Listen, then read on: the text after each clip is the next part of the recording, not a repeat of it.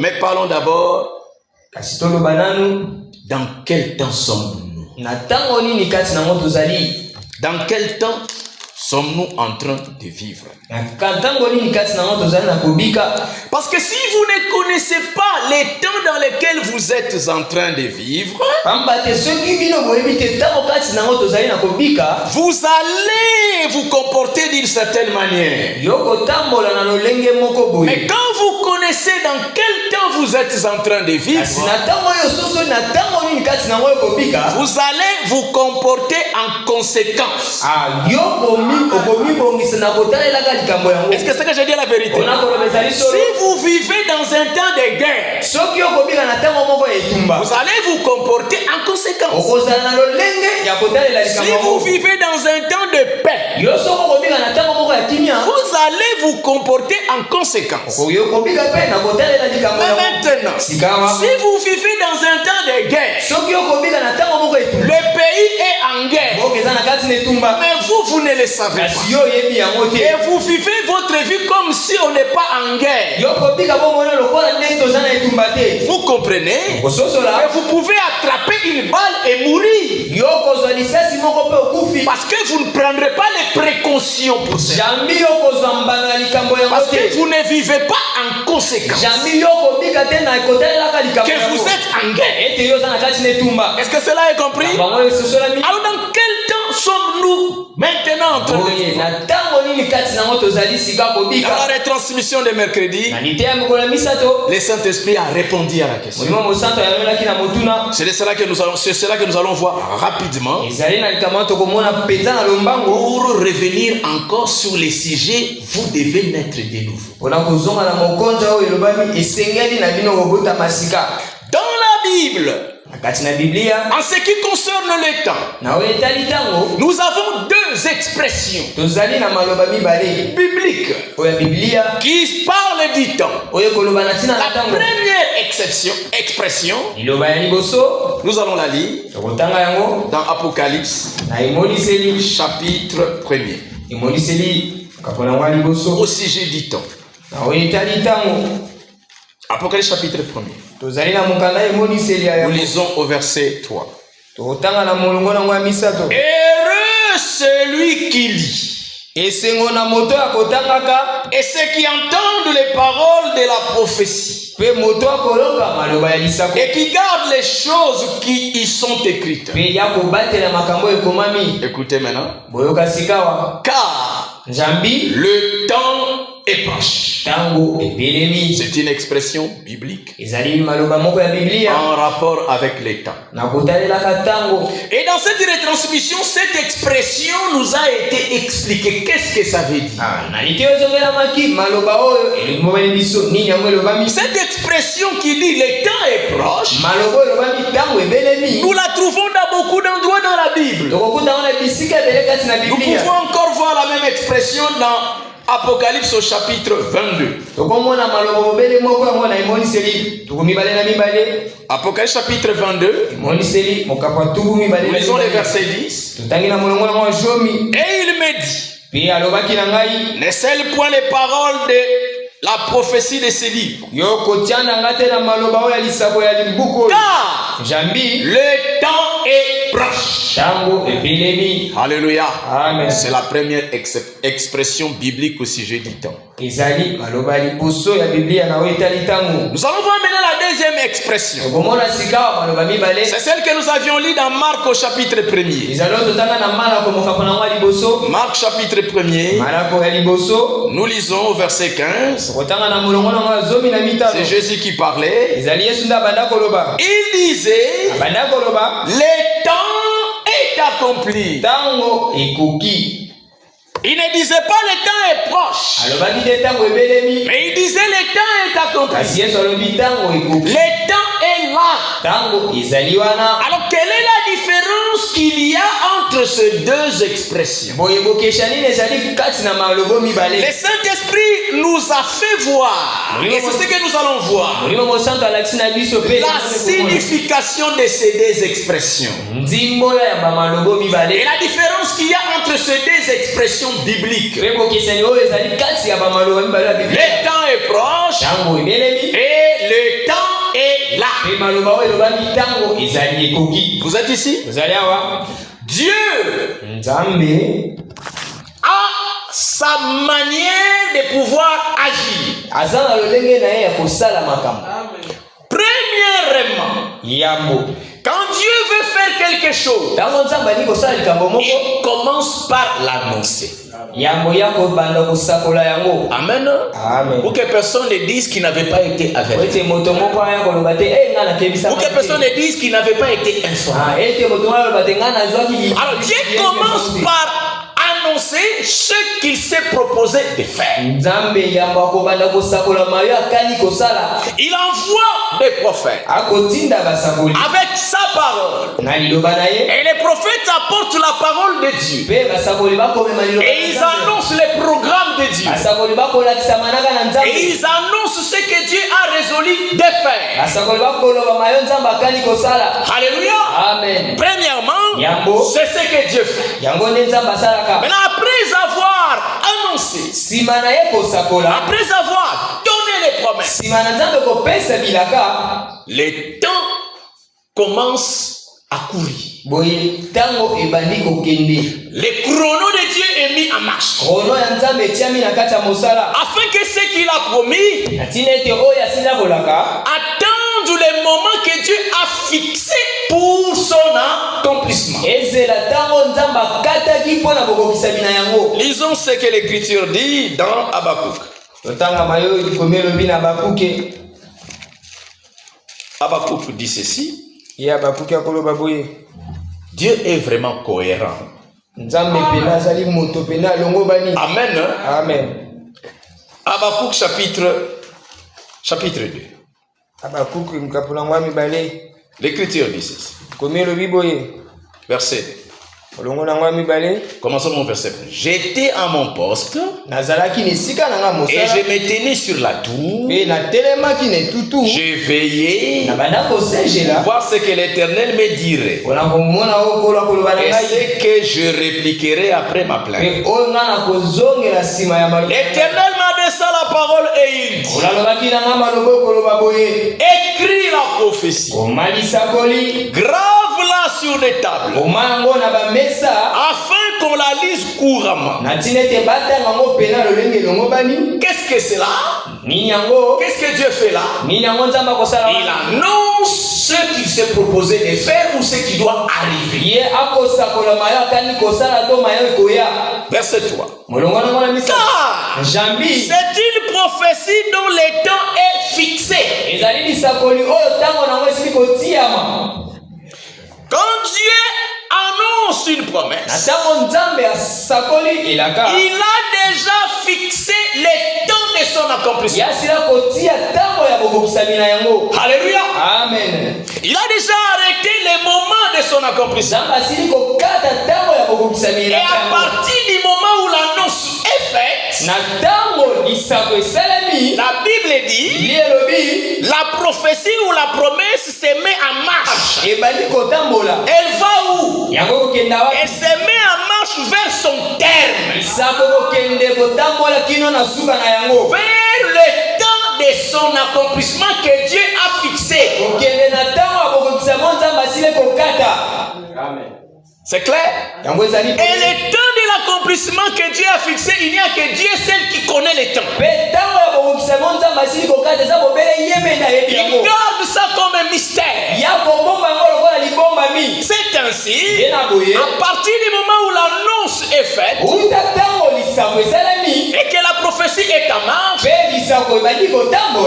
que la promesse est en marche, et que le temps commence à être compté, maintenant personne sur terre ne connaît le temps que Dieu a fixé pour son accomplissement. Alors en ce moment-là, est-ce que vous êtes ici? Pendant ce temps-là, la parole de Dieu, par rapport à la promesse qui a été donnée, et les hommes de Dieu, les serviteurs de Dieu, annonceront au peuple que la promesse qui a été annoncée, le temps de son accomplissement est proche. Alléluia. Parce qu'on ne connaît pas à quel moment s'accomplir. Dieu a gardé pour lui les secrets pour les temps où la promesse va s'accomplir. Alléluia. Amen. C'est ainsi que les hommes de Dieu, pendant le temps de l'attente, ils ne pourront annoncer au peuple que cette promesse que Dieu a donnée, le temps est proche.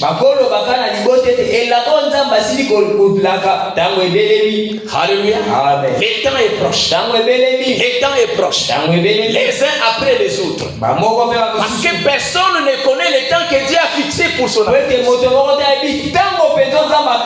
C'est ainsi, depuis les premiers âges, jusque dans tous les âges, les hommes de Dieu qui ont défilé, et les promesses que Dieu a données à l'église,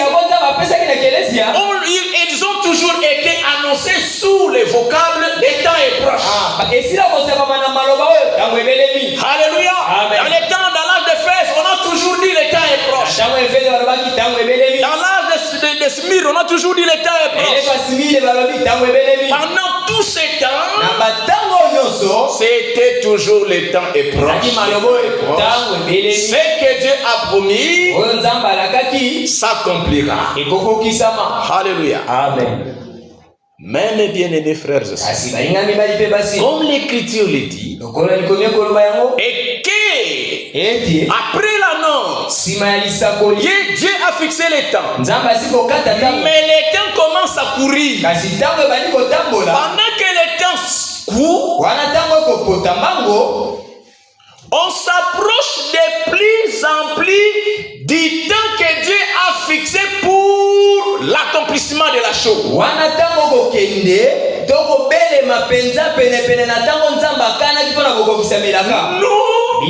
Nous ne saurons pas à quel moment nous allons arriver dans les temps que Dieu a fixé. Est-ce que vous êtes ici? Mais les temps avancent. Et plus le temps avance, plus on s'approche du temps que Dieu a fixé pour accomplir la chose. Et pendant tous ces temps, nous ne pouvons dire que au sujet de la promesse, le temps est proche. Mais bien aimés frères et sœurs, pendant que le temps évolue, finalement, le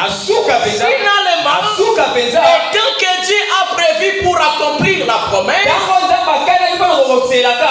arrive. Alléluia. Amen. Est-ce que vous êtes ici? Amen. Finalement, le temps finit par arriver. Et quand le temps finit par arriver, nous les hommes, nous ne le savons pas. Mais il n'y a que Dieu seul qui sait que le temps est là. Alléluia. Amen. Dieu seul sait que le temps est là. Alors Dieu maintenant dans sa grâce, lorsque le temps arrive, lorsque le temps est là, Dieu seul le sait et le connaît. Et quand le temps arrive, c'est en ce temps-là que Dieu se met en action. C'est en ce temps-là que Dieu entre en scène. Il entre en scène pour accomplir ce qui avait été annoncé. Alléluia. Amen. Alors, lorsque le temps est là, et quand le temps est proche, c'est des moments différents. Est-ce que vous êtes ici? Pendant que le temps est proche, et pendant que le temps est là, c'est des moments différents. Alléluia. Amen. Lisons une écriture ici, dans Actes des Apôtres. Dans Actes des Apôtres, au chapitre 2. Verset 1er. Les jours de la Pentecôte, ils étaient tous ensemble dans le même lieu. Tout à coup, il vint du ciel un bruit comme celui d'un vent impétueux, et il remplit toute la maison où ils étaient assis. Des langues, semblables à des langues de feu, leur apparurent séparés les unes des autres et se posèrent sur chacun d'eux. Et ils furent tous remplis du Saint-Esprit et se mirent à parler en d'autres langues selon que l'Esprit leur donnait de s'exprimer. Lokito moko eutaki na likolo lokola lokito ya mopepe makasi pe tondisaki ndako mobimba epai wapi bazalaki kosangana. Bamonaki biloko moko lokola ndambu ya moto kobwakama pe kofanda na moto ya moko na moko kati na bango. Bongo bato nyonso babandaki koloba bankota ya sika pe ba minoko ya sika. Vous avez suivi? Vous avez suivi la lecture? Ici, il s'agissait d'une promesse que Dieu avait donnée par le prophète Joël des siècles et des siècles auparavant, qui disait: je répandrai de mon esprit sur toute chair. Et la promesse avait commencé à courir. Les temps commençaient à courir. Et les gens se sont mis à attendre l'accomplissement de cette promesse. Mais les jours de la Pentecôte, le temps de l'accomplissement de la promesse était là. Alléluia. Amen. Le temps était là. Alors comme le temps était là, soudainement, subitement, il s'est passé quelque chose. Alléluia. Amen. Lorsque le temps est là, c'est le temps où Dieu agit. Lorsque le temps est accompli, c'est le temps où Dieu entre en scène pour confirmer ce qu'il a annoncé. Lorsque le temps est là, le peuple doit être prêt. Lorsque le temps est là, le peuple doit être suspendu en attendant ce que Dieu va faire. Lorsque le temps est là, quand Dieu va agir, il va agir soudainement. Alléluia. Amen. Il va agir de manière soudaine. Puisque le temps est arrivé. Mais l'heure et le moment où il agira, on ne le sait pas. Bien-aimés frères et sœurs, le Saint-Esprit de Dieu a dit dans la prédication de mercredi: maintenant, nous ne sommes plus dans la période des temps de l'église où il est écrit le temps est proche. Nous ne sommes plus dans cette période de temps. Ouvrez bien vos oreilles. La période du temps dans laquelle nous nous trouvons aujourd'hui, le temps n'est plus proche, mais le temps est là. Le temps est accompli pour que Dieu accomplisse toutes les promesses qu'il a faites à l'église et à l'épouse pour le temps de la fin. Le temps de Dieu est là. Le temps de Dieu est arrivé.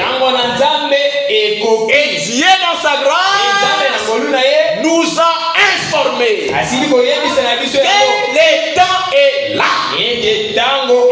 Alors comme le temps est là, donc maintenant, à n'importe quel moment, Dieu pourra agir de manière soudaine. On ne sait pas si ça sera un matin. On ne sait pas si ça sera à midi. On ne sait pas si ça sera un soir. Mais tout à coup, et soudainement, Dieu agira. Et il agira dans l'église universelle, sur la terre tout entière. Parce que les promesses que nous attendons, ce sont des promesses qui concernent le corps tout entier de l'église, le corps tout entier de Christ. Ce ne sont pas des promesses qui concernent un individu. Ce sont des promesses qui concernent tous les corps. Elles s'accompliront au même moment pour toute l'église sur la face de la terre. Et cela arrivera d'une manière soudaine. Alléluia. Amen. Ici, nous lisons dans Matthieu chapitre 1er. Verset 22 pour gagner le temps. Tout cela arriva afin que s'accomplisse ce que le Seigneur avait annoncé par le prophète. Vous avez suivi? Afin que s'accomplisse ce que le Seigneur avait annoncé. Donc, premièrement, Dieu annonce. Et enfin, le temps de l'accomplissement arrive. Quand le temps de l'accomplissement est là, cela veut dire que le temps est là. Lorsque la promesse s'accomplit, la promesse s'accomplit quand le temps est là. C'est ainsi. Chaque fois que l'Écriture dit que cela arriva afin que s'accomplisse ce qui avait été annoncé, maintenant cela s'accomplit. Au moment de l'accomplissement, en ce moment-là, le temps est arrivé. Le temps est là. En ce moment-là, on n'est plus dans le temps est proche. On est dans le temps que Dieu a arrêté pour accomplir ce qu'il a promis. Alors pour les promesses nous concernant, sachez-les, nous ne sommes plus dans la période où nous pouvions dire le temps est proche. Nous sommes entrés dans la période où le temps pour cela est arrivé. Dieu maintenant, à n'importe quel moment, peut accomplir ce qu'il a promis pour notre temps. Il faut que l'église se réveille. Il faut que les enfants de Dieu se préparent. Il faut que les enfants de Dieu soient conséquents. Sachez le temps dans lequel vous êtes et prenez les choses au sérieux et agissez en conséquence. Paul dit dans le livre des Corinthiens, il dit, si la trompette n'annonce pas un son clair, comment est-ce que les gens vont se préparer au combat?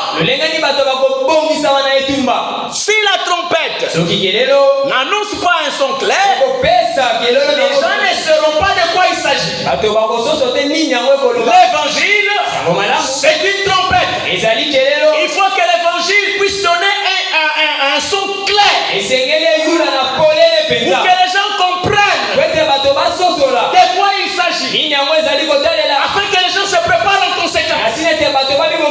Alors vous êtes informés par les sons clairs de l'évangile maintenant. Le temps n'est plus proche. Le temps est là aujourd'hui. Alléluia. Amen. Je lis dans la retransmission de ce mercredi.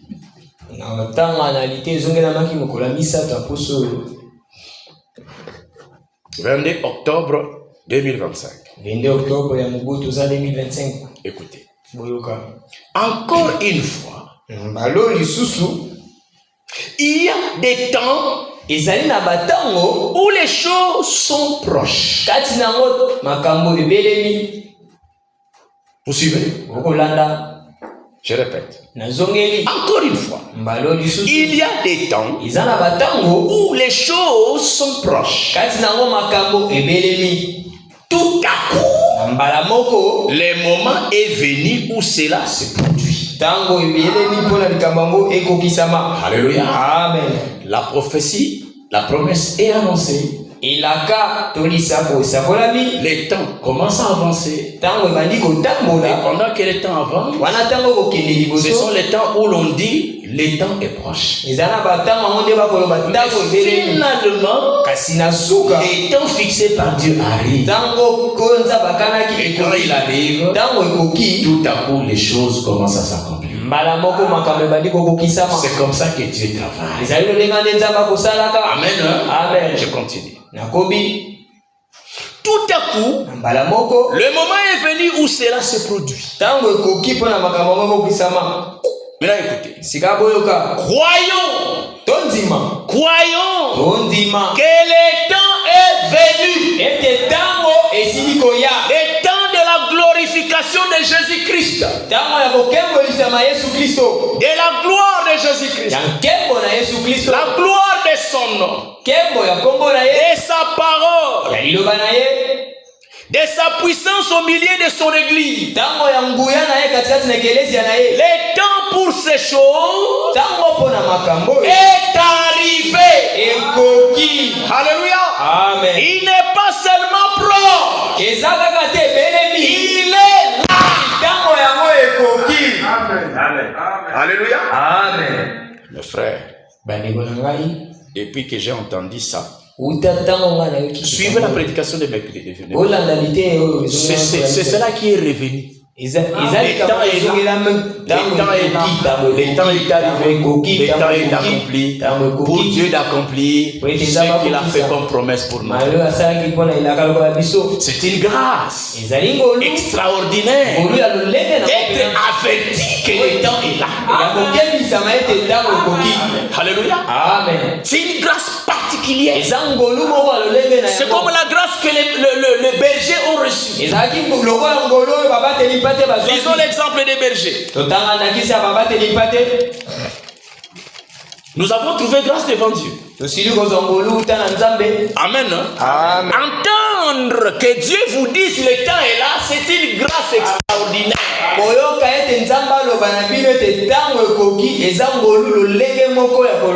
Nous lisons dans Luc au chapitre 20, le chapitre 2. Écoutez la grâce que les bergers ont reçue. Quelqu'un est venu te dire informer que le temps est là. Verset 8. Il y avait dans cette même contrée des bergers qui passaient dans les champs les veilles de la nuit pour garder leurs troupeaux.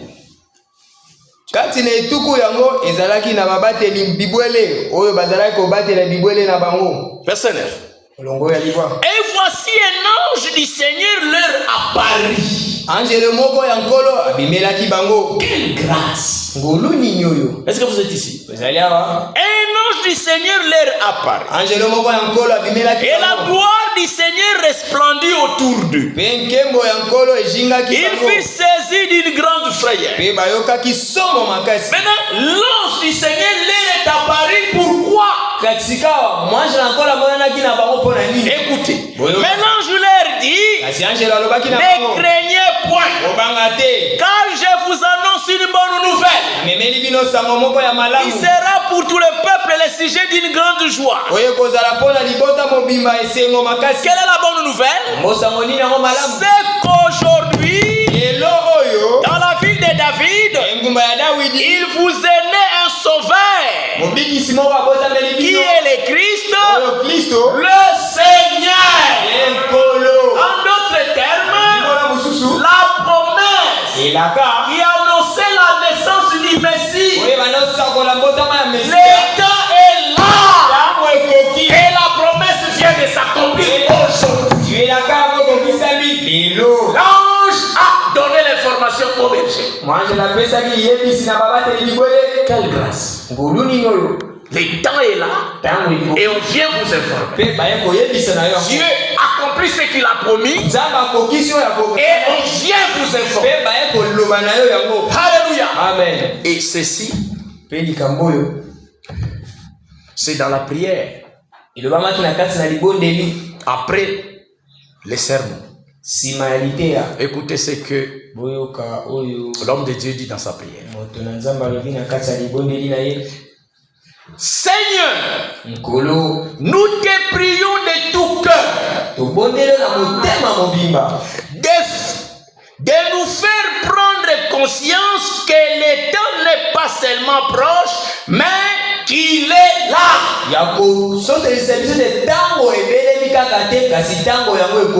Alléluia. Amen. Que Dieu puisse nous faire prendre conscience que le temps est là.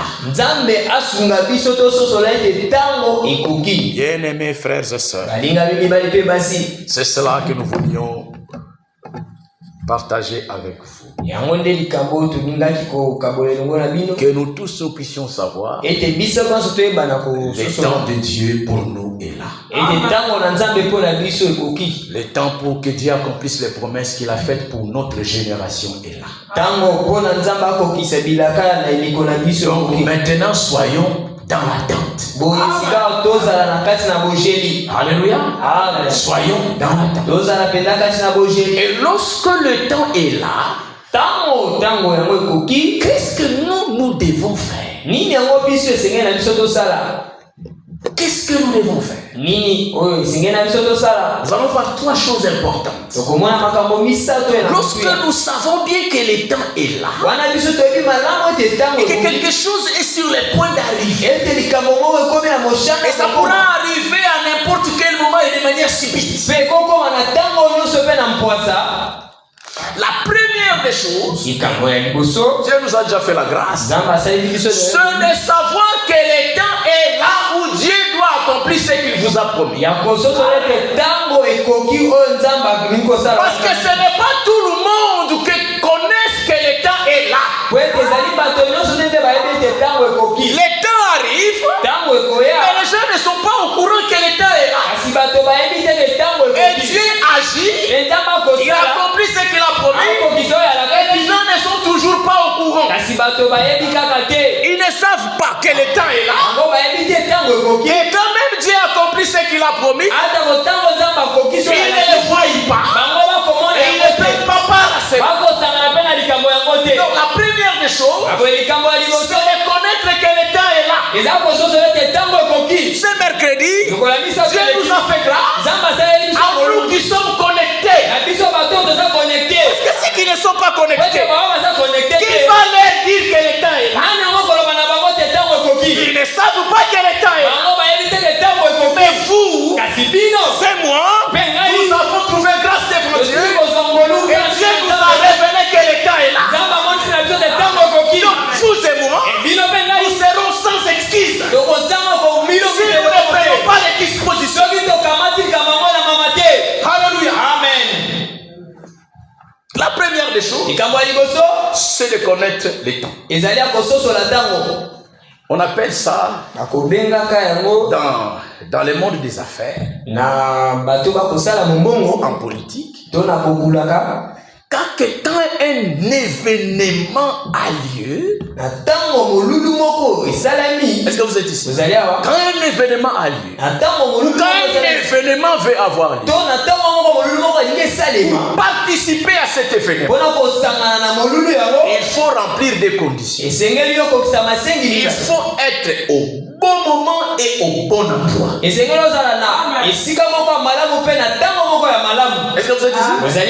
Pour participer à un événement, ne pas manquer l'événement, il faut être au bon endroit, à l'endroit où l'événement va avoir lieu. Alors vous verrez l'événement. Et il faut être au bon moment. Si l'événement aura lieu à 11h, vous venez à 17h, vous avez manqué l'événement. Donc il faut être au bon moment et au bon endroit. Alléluia. Amen. Vous êtes d'accord avec moi? Les jours de la Pentecôte, une grande promesse donnée par Joël venait de trouver son accomplissement. Mais ceux qui y ont pris part, ils ont réuni les deux éléments. Ils ont été au bon endroit et au bon moment. Alléluia. Amen.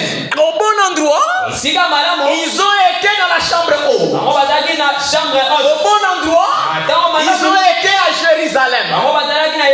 La prophétie disait, la parole, la loi sortira de Jérusalem.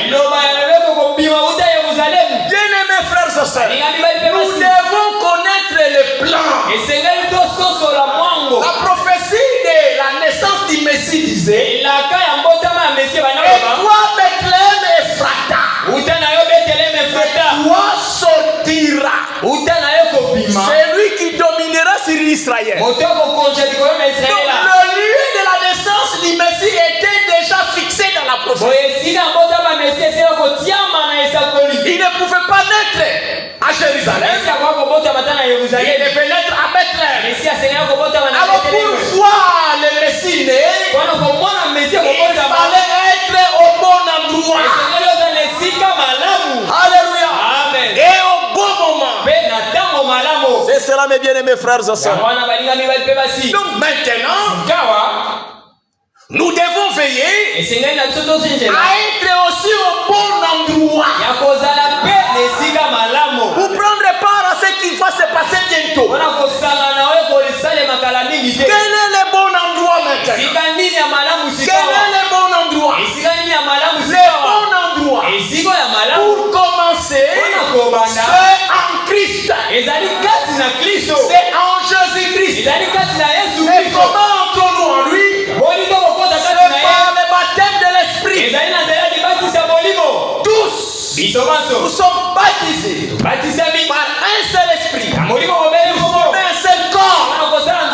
Et c'est dans ce corps et toutes les promesses de Dieu pour notre temps s'accompliront.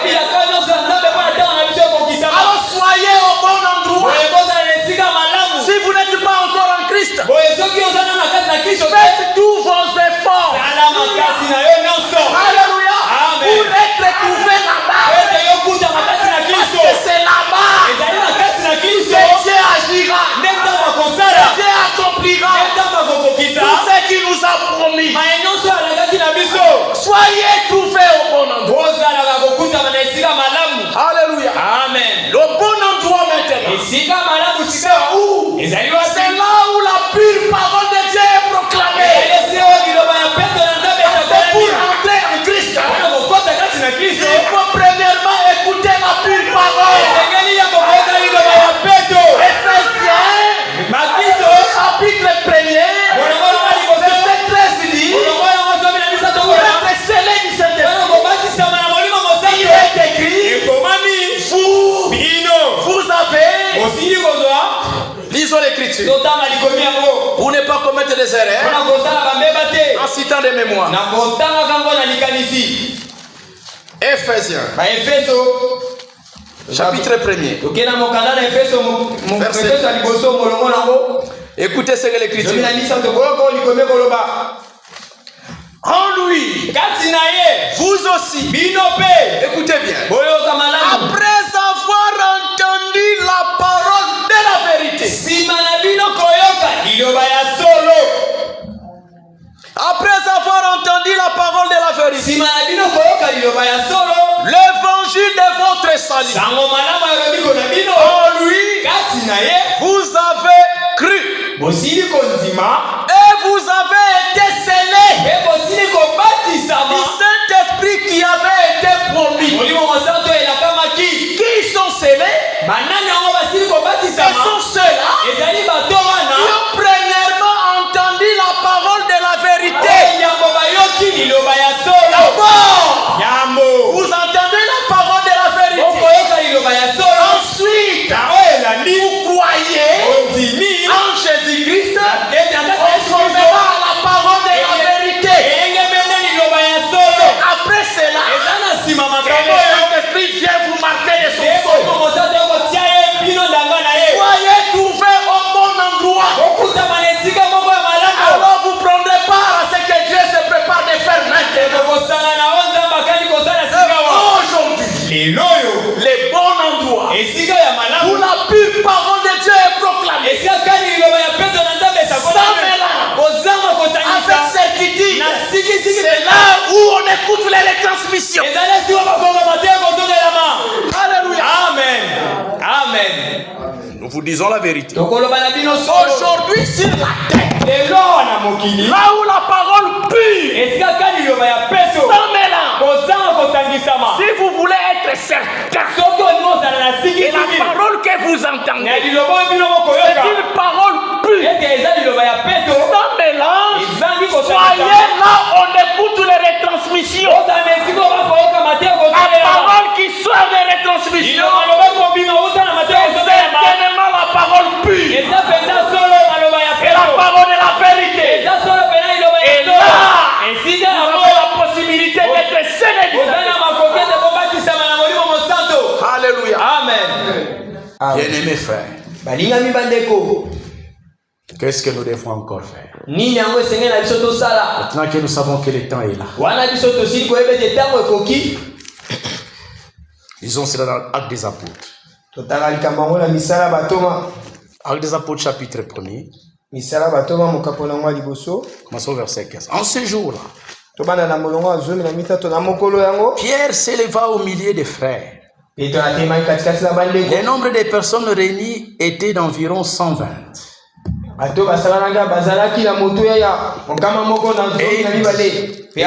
Hommes frères, il fallait que s'accomplisse ce que le Saint-Esprit dans l'Écriture a annoncé. Ce que le Saint-Esprit a annoncé d'avance. Vous voyez la formulation? Il fallait que s'accomplisse. Ce que le Saint-Esprit a dans l'Écriture a annoncé d'avance. Dieu annonce d'avance. Et puis vient le moment de l'accomplissement. Et quand le temps de l'accomplissement arrive, c'est que le temps est là. Amen. Amen. Maintenant ici Pierre dit, qu'est-ce que le Saint-Esprit avait annoncé d'avance par la bouche de David au sujet de Judas, qui a été les guides de ceux qui ont saisi Jésus. Bon, le verset 20. Or, il est écrit dans le livre de psaumes que sa demeure devienne déserte. Et que personne ne l'habite. Écoutez. Et qu'un autre prenne sa charge. Donc la charge laissée par Judas devait être prise par quelqu'un d'autre. Après la mort et la résurrection du Seigneur, comme Judas était pendu, le nombre des apôtres était pris 12. Ils sont restés au nombre de 11. Est-ce que vous êtes ici? Amen. Ils s'étaient restés au nombre de 11. Maintenant, avant que la promesse de Dieu ne s'accomplisse, les jours de la Pentecôte étaient proches. Avant que le Saint-Esprit ne descende ce jour-là. Est-ce que vous êtes ici? Qu'est-ce que nous voulons voir? Nous voulons montrer que le Saint-Esprit ne pouvait pas descendre si Judas n'avait pas été remplacé. Si Judas n'avait pas été remplacé, l'église ne serait pas en ordre devant Dieu. Il fallait que l'ordre soit mis en place. Et alors il fallait que quelqu'un remplace Judas. Il faut que le nombre des apôtres revienne encore au nombre de 12.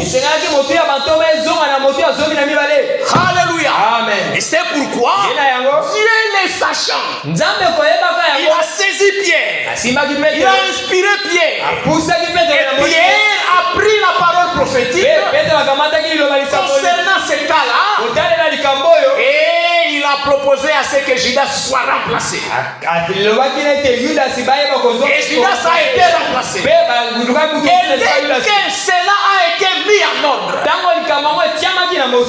alléluia. Amen. Bien-aimés frères et sœurs, dès que Judas a été remplacé, après cela, tout a le Saint-Esprit est descendu.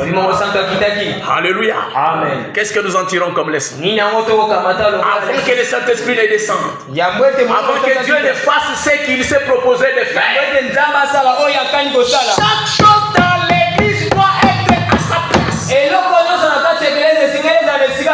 Chaque chose doit être à sa place. L'ordre divin doit être respecté.